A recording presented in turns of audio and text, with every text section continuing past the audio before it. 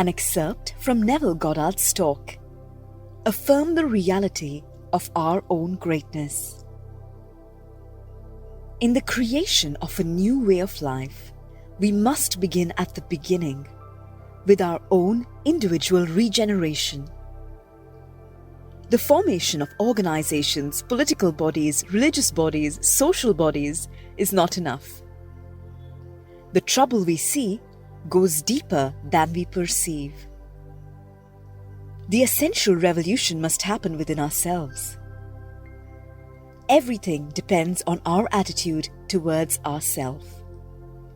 That which we will not affirm within ourselves can never develop in our world. This is the religion by which we live. For religion begins in subjective experience. Like charity, it begins at home.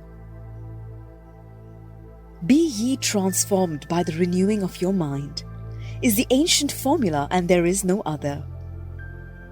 Everything depends upon man's attitude toward himself. That which he cannot or will not claim as true of himself can never evolve in his world. Man is constantly looking about his world and asking, what's to be done? What will happen? When he should ask himself, who am I? What is my concept of myself? If we wish to see the world a finer, greater place, we must affirm the reality of a finer, greater being within ourselves. It is the ultimate purpose of my teaching to point the road to this consummation.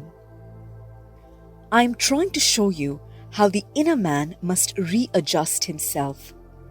What must be the new premise of his life, in order that he may lose his soul on the level he now knows and find it again on the high level he seeks.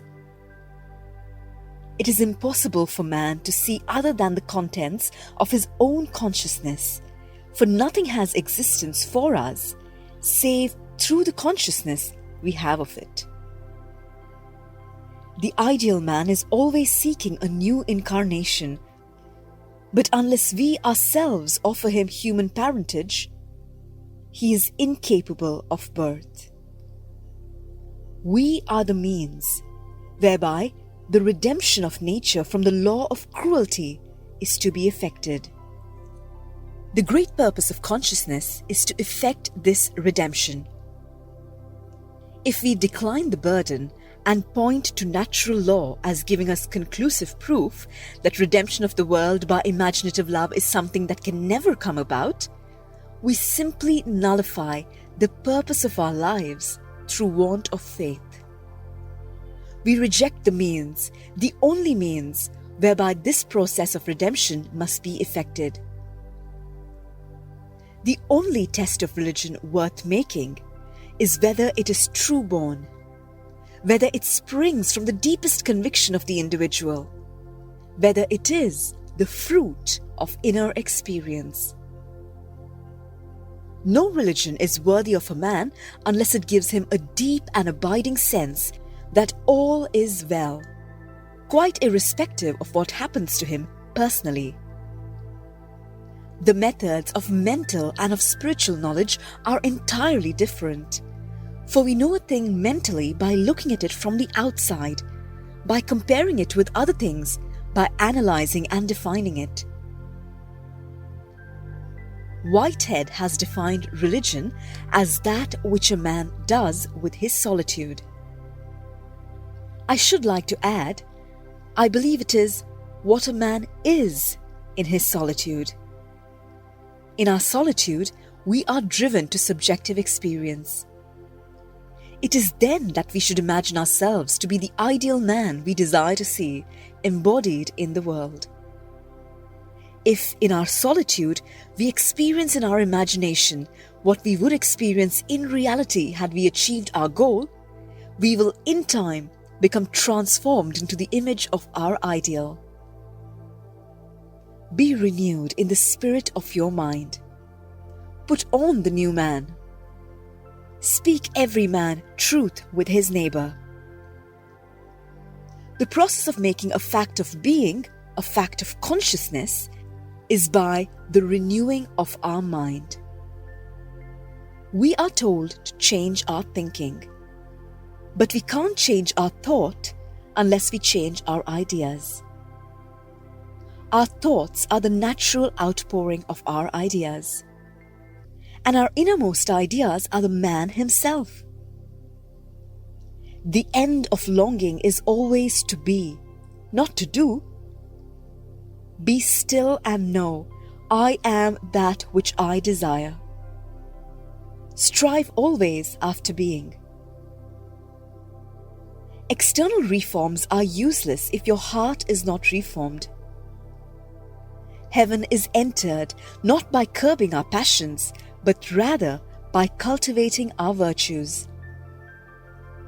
An old idea is not quickly forgotten. It is crowded out by new ideas. It disappears when a wholly new and absorbing idea occupies our attention. Old habits of thinking and feeling, like dead oak leaves, hang on till they are pushed off by new ones. Creativeness is basically a deeper receptiveness, a keener susceptibility. The future dream must become a present fact in the mind of anyone who would alter his life. Every great outpicturing is preceded by a period of profound absorption.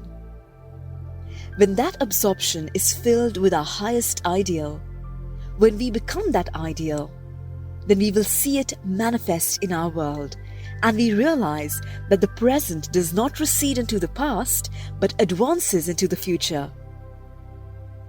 This is essentially how we change our future. A now which is elsewhere has for us no absolute meaning. We only recognize now when it is at the same time here. When we feel ourselves into the desired state here and now, we have truly changed our future. Discouraged people are sorely in need of the inspiration of great principles. We must get back to first principles if we are to speak with a voice that will kindle the imagination and rouse the spirit.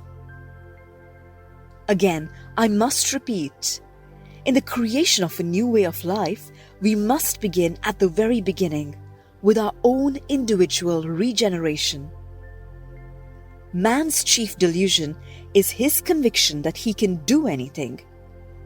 Everyone thinks he can do. Everyone wants to do. And all ask, what to do, what to do. It is impossible to do anything. One must be. It is hard for us to accept the fact that we of ourselves do nothing. It is especially difficult because it is a truth, and the truth is always difficult for man to accept. But actually, nobody can do anything. Everything happens. All that befalls man, all that is done by him, all that comes from him, all this happens. And it happens in exactly the same way that rain falls, as a result of the change in the temperature in the higher regions of the atmosphere. This is a challenge to us all.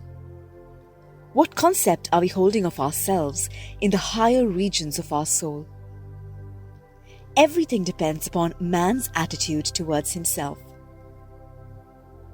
That which he will not affirm as true within himself can never develop in his world. A change of concept of self is the right adjustment, the new relationship between the surface and the depth of man. Deepening is, in principle, always possible, for the ultimate depth lives in everyone, and it is only a question of becoming conscious of it. Life demands of us the willingness to die and to be born again. This is not meant that we die in the flesh. We die in the spirit of the old man to become the new man. Then we see the new man in the flesh. Subjection to the will of God is an old phrase for it. And there is, I believe, no new one that is better. In that self-committal to the ideal we desire to express, all conflict is dispersed, and we are transformed into the image of the ideal in whom we rest.